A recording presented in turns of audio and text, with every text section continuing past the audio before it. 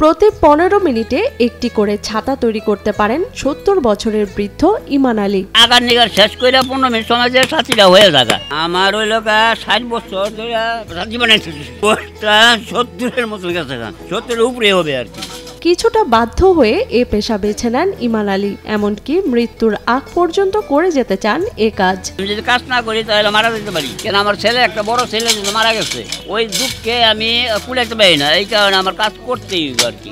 আল্লাহ যে বলতে হায়াত দিছে এই বলতে কর্ম কাজ করতে করতে যে মারা যায়। চোখে মোটা ফ্রেমের চশমা, পরনে পাঞ্জাবি, বৃদ্ধ বয়সে রোজকার নিয়মে ছাতা বানিয়ে যাচ্ছেন প্রায় ৬০ বছর ধরে।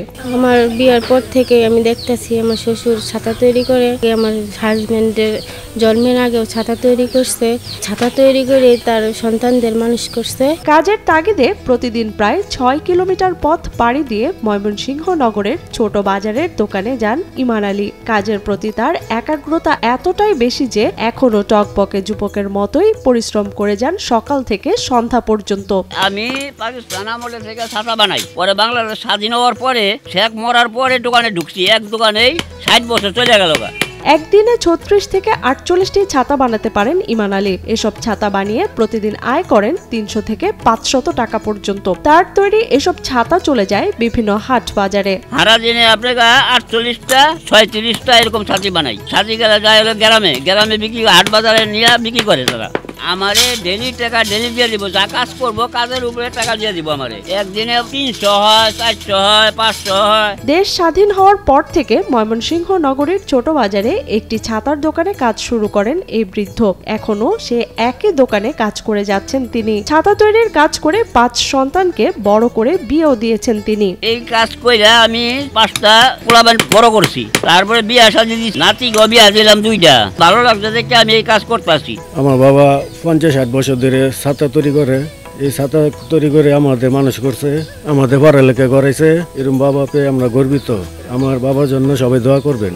এদিকে ছাতা তৈরির কৌশল নিয়েও কথা বলেন ইমান আলী। তিনি জানান, ছাতার কাপড় সেলাই করতে ট্যাটন সুতা ব্যবহার করা হয়। ছাতার হাতল তৈরিতে লোহা এবং কাঠও ব্যবহার করেন তিনি। এর মধ্যে রড লাগে, টিন কাটা লাগে, সুতা লাগে, প্লাস্টিকের হ্যান্ডেল লাগে। এটা কাপড়টা কাটতে আনে, আমরা কাটতে আনি এটা ঢাকা থেকে। ওরা লাইলং সুতা দিয়ে কাপড়টারে সেলাই দেয়, পরে আমরা ওই কাপড়টারে আইনা ফিটিং করি ছাতির মধ্যে।